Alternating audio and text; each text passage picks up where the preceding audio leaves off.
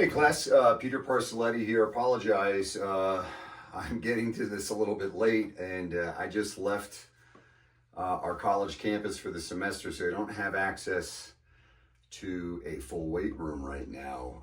And my current gym membership is on a hiatus. So what we're going to have to do is I'm going to have to modify this a little bit. We're going to use kettlebells today. So we'll still be able to cover the squat. We'll cover a floor press, which is going to be a little bit different, obviously, than a bench press, but there's some things that I can kind of speak to regarding the bench press as well. Deadlift and clean, which predominantly can be done with kettlebells as well as barbell. And to be really honest, I don't have the shoulder requisite range of motion for Olympic cleans or even hang cleans, any kind of clean. So that wouldn't have been an option for me anyway. So it probably works out that we're doing kettlebell stuff today. So first thing we're going to look at is going to be the goblet squat, and I'm going to give you some modifications on that. Let me grab, I've got a few different kettlebells here, and I don't think I need to grab these right now. Here's 24 kilo kettlebells, and I'm going to start, because I'm not warm, something a little lighter. So generally with our squat, right, we need to make sure that we maintain neutral spine position, which is going to maintain obviously proper lordosis in the lumbar spine, proper kyphosis in the thoracic spine, and obviously proper lordosis in the cervical spine. Generally, we always talk about your first rep is actually picking up your weight. Obviously in a squat rack, you're getting underneath the bar. There isn't really a setup, but we have to be mindful with kettlebell work and dumbbell work, we need to treat it as the first repetition is actually getting your weight, so maintain your form. So want to grab some good form here using neutral spine. I'm going to take my kettlebell by the horn, and I'm going to bring it up. This will be a single rack or a single goblet squat. The nice thing about this, and I'll go catty corner so you can kind of see it, is that it does put the load anteriorly, so I can remain a little bit more upright. Before I get into that, I would just suggest generally for squatting, whether it's barbell, any kind of squatting that you're going to do, take a few steps, stop, look at where your feet are. Generally, we should see our feet sort of fall in the natural space. This can be more detailed if we put someone on the ground and actually have them go into hip flexion, actually passively putting them into hip flexion. We can see where their femur and acetabulum, the head of the femur and the acetabulum, see kind of where they have the most range of motion. But generally we would say, take a couple steps. Feet are going to go kind of hip to shoulder width apart wherever you are naturally. Toes should be pointed out slightly due to the angle of the acetabulum and the head of the femur. So we do want that. We don't want a narrow stance or a parallel stance. So I'm going to grab my weight here. Kettlebell's going to come right into my chest. Foot position is good. Generally, we would say inhale on the way down. Squat down, stand up. Squat down, stand up. And what we're looking to prevent, obviously, is going into that posterior pelvic tilt, which is contraindicated under load because that can create anterior shear on the spine, in the lumbar spine, or any area where you're getting a little bit of flexion. So we want to be mindful of that. Other common issues with this, with kettlebells in particular, sometimes the upper body isn't as requisitely strong as the lower body, which is kind of what's fun about kettlebells. If I grab another one here, is we have to have an element of upper body, full body strength as it relates to our lower body strength. Whereas in a barbell squat, it's all about me just holding it proper position, which requires requisite shoulder range of motion. It shouldn't be on my neck. It should be somewhere in between. Sometimes we go low back, sometimes we go low back, high back. But basically that means the bar is going to be across the shoulders here, or it's going to be lower in the shoulders. That's all individual preference. But with kettlebells, now when we add 2 kettlebells, it gets a little bit more challenging. More demand on the shoulders, on the arms, to maintain and grip to some extent to maintain this, which really isn't a requirement in the barbell squat. So with my double rack squat, I'm going to squat down and stand up. I'm going to face you. And this is where we would start to teach the hinge and or the kettlebell swing, because I'm going to use that acceleration to get the bells up, right up into this rack position. Rack position should be up nice and tight, up against the trunk. But this is where it can put a lot of challenge on an individual who may not have the upper body strength to tolerate this. Squat down, stand up, make sure you're maintaining neutral spine, which comes from coaching exteriorly, not from me. But having done this for quite some time, I know I'm in pretty good shape. Then I would bring my bells down, put them on the ground. So that would be sort of the squat options. Obviously there's an injury because kettlebells tend to be a little bit more full body. Shoulder injury is going to be hard to do that. You can do an offset kettlebell if you want, so one hand could be free. If there was a lower limb issue, I would argue that should we be squatting at all? And let's get the physical therapist involved with this at this point, and make sure that you're ready to return to training.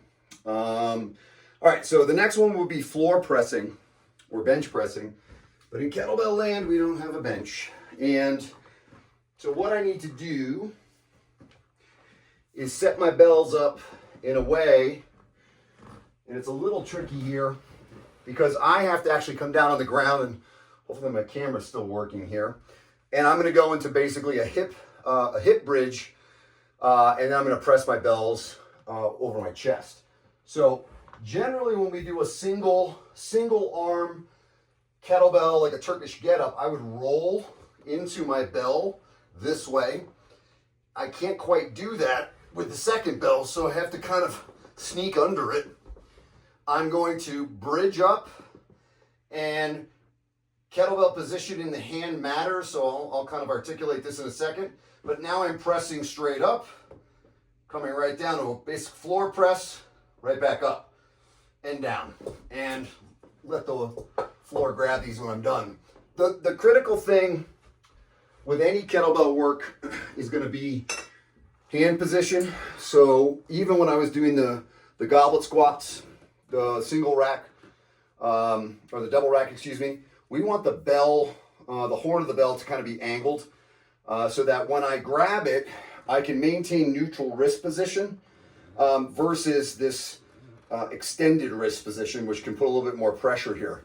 And the good way to check this is I don't actually have to hold the bell. The bell will be stable, braced up against my forearm. So in that floor press, same thing happens. I want neutral wrist position as well, so I have to make sure I have this nice angle. If it's flat across my hand like this, it's going to be very difficult for me to maintain neutral wrist. So typical common issue is making sure that is in the right position on the palm. Okay. Injury history. Obviously, you're doing essentially a dumbbell press. But if you have shoulder injuries, especially with bench pressing, a couple things that are going to be different about bench pressing. The nice thing with dumbbell pressing or unilateral pressing with kettlebells is that I can actually keep my palms at a slightly, external, slightly rotated. So I can actually torque the shoulder joint a little bit easier. Think about the bar. One of the cues that we say when we're bench pressing, grab your bar, bend the bar. And what that does is it gets the lat to engage and allows the rotator cuff tissues to suck the head of the humerus in as you crush your grip a little bit more, making this a heck of a lot more stable. The other thing that we have to think about, and so that bending the bar, you don't have to really focus, because you can't bend the bar, but it's that concept. With kettlebells, dumbbells, there's just going to be a positional change there, slight angle that allows a little bit more freedom. Sometimes kettlebells and dumbbells might be easier for someone if they have a history of shoulder stuff that's been fixed, because it allows the shoulder to be in a more natural position, not being locked by the bar. The other piece of this is because you're supine, you sometimes forget about the scapular rhythm, right? So here we are, we're going to bench, as an example, the congruent scapular rhythm has to be scapular retraction. But because that's blocked by the bench, sometimes people forget, or they're unaware, or they haven't been properly coached. Scapula needs to retract to get full range of motion. And so whether it's typically we teach this in push-ups, so regression, all of this would be closed chain push-ups, which allow me to create a little bit more stability in that shoulder. Don't have to worry about so much stability there because my hand has the stability in a closed chain pattern. Whereas in an open chain pattern, even with the bar, you have to create stability in the shoulder wall. You also have to simultaneously create movement or motion, which can sometimes be, can compete with one another if someone isn't developed or isn't at an advanced level. So traditionally, with the bench press, we're starting with lots of push-ups, closed chain, really squaring those up, making sure that we get good scapular retraction. We have good solid stability in the shoulder and good glenohumeral movement in the shoulder girdle. The similarity to squatting for me, goblet squatting actually will predate barbell squatting. So skill level wise, I'm spending a lot more time on goblet squatting because it tends to be easier because the torso is more vertical, and I can get the person in a little bit greater range of motion without having to go into a posterior pelvic dump prematurely. So that typically will be my go-to before I actually start back squatting, because once we put the bar in the back, that's going to change our orientation. It's actually going to potentially shorten our range of motion because we may prematurely go into a posterior pelvic tilt or go into it a little bit more quickly, so our range of motion might have to be diminished. One workaround to that, going back to the squatting, sorry, I'm all over the place here, is doing a front squat, but that requires a tremendous amount of requisite shoulder mobility, which is something I don't have, so I can't really do the cleans. And going through, just a sidebar on this, going through USAWs, I've completed my USAW years ago, but prior to going to USAW, I knew I was going to have to do all the Olympic lifts, and I always had tighter shoulder capsules. I was always a sidearm thrower, so I had some morphological predisposition to not having great range of motion. I went to my chiro and manual therapist for probably a month, 2 to 3 times a week, and just had him do soft tissue work on my shoulders, which really enhanced my range of motion, something I didn't keep up with. It's kind of almost unrealistic, but for the testing out at USAW, it was really, really helpful because I could get into some better positions just because I had that requisite range of motion that I don't currently have now. And that was like 20 years ago. No, 15 years ago. I don't know. Long time ago. Do as I say, not as I do. That's kind of where we're at now at this point in my coaching career. Okay, so I covered floor pressing, talked a little bit about bench pressing. The other thing about bench pressing, common mistakes that we see is people want to go into the powerlifting arch, which is an absolute no-no. In fact, going through the USA Powerlifting, and if you've looked at any of some of Stu McGill's research, he talks quite a bit about really arching like that. Unless you're a competitive powerlifter, there's no reason for it because spinal stenosis is usually on the horizon, and spine stuff is really the big issue, greater than the spine stuff that you would get from squatting deep.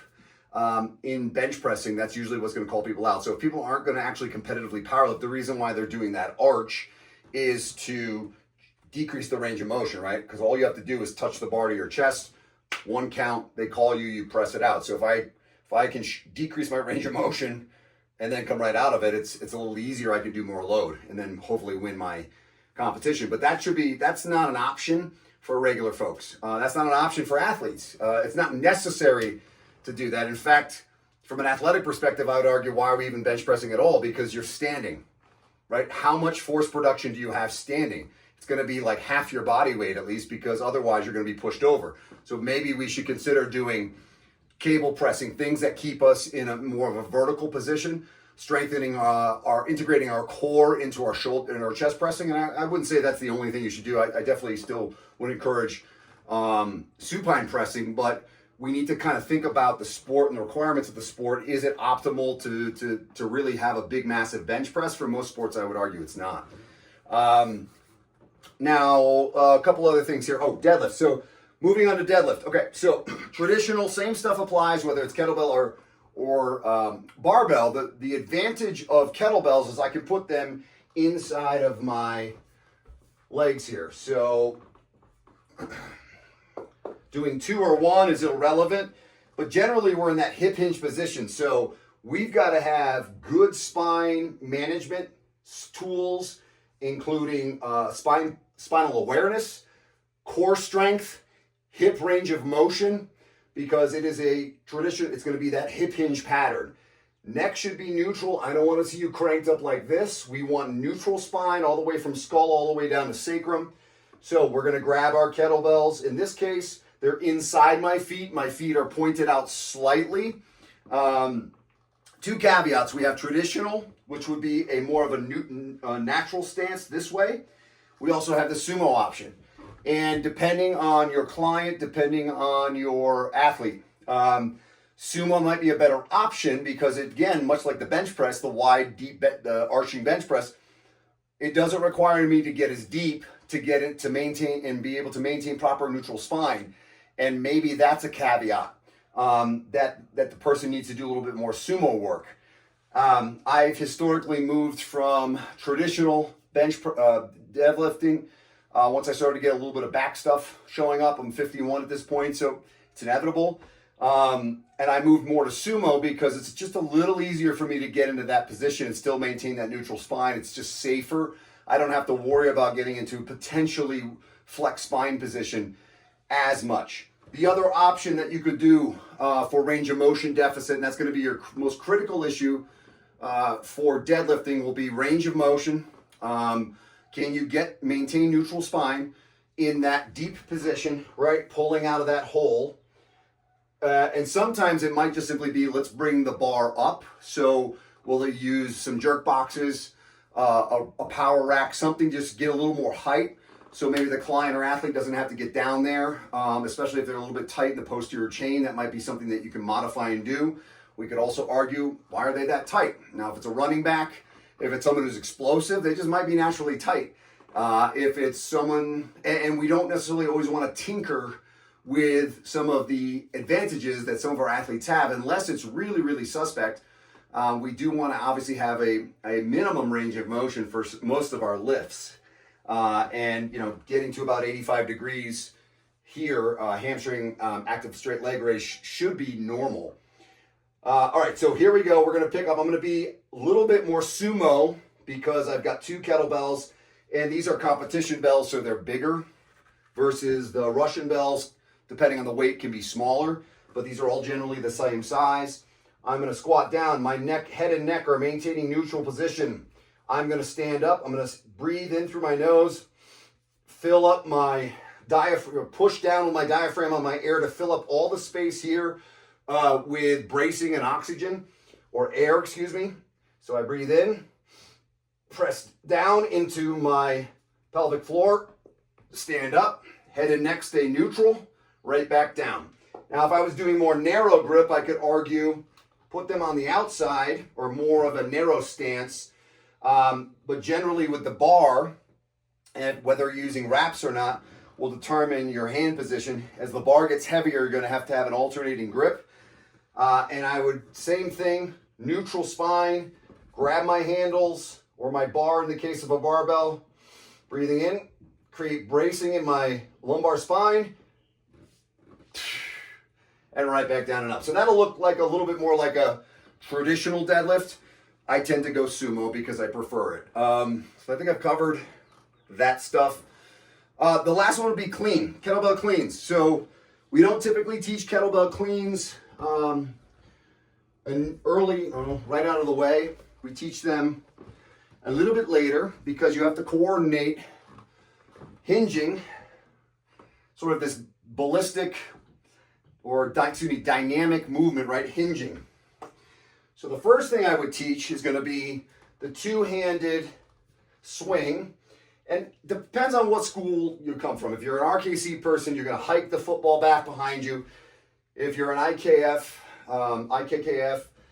International Kettlebell Fitness Federation, it's going to be a little bit different because you're doing long cycle kettlebell stuff, and the body position is not as rigid because you want to take advantage As an example, when you're in your rack position here, you would actually relax your spine, your thoracic spine to support, so that you don't waste it because you're doing long cycle stuff. So 2 different schools of thought.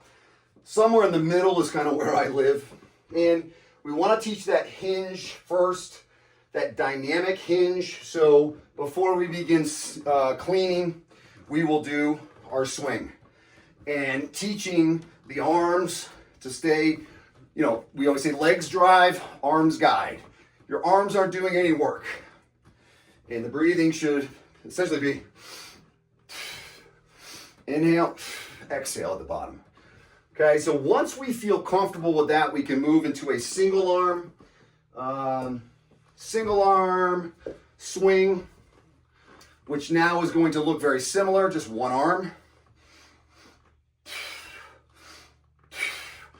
And a little bit of my IKFF style, you'll see that I start to pull the bell in here. Okay, so notice how the bell's coming into me. The next stop would be the rack. And what I have to teach students is to pull that bell in and pull your hand around, punch through. So that clean looks a little different. Swing to clean. And we can kind of repeat this. And this other arm helps significantly. So I'll move over here to show you what that looks like. And meeting the forearm to the bell is usually the most challenging position, or the challenging thing that a newbie experiences, because the bell will kind of flop. So it is what it is. It's something that you just have to learn to do. So swinging leads to cleaning. With Olympic cleans, you're going to really want to work on your front squat. You're going to want to work on shoulder range of motion. And it's honestly challenging with injury to do any of this stuff. So I tend to just say, you're not ready to do it if you're injured. What else can we do? Maybe we can do some plyos, because you're really doing power development. So plyo work, single leg kind of plyo work. But you really need your body to be kind of cleared for participation in these higher functioning things. All right, that's all I got.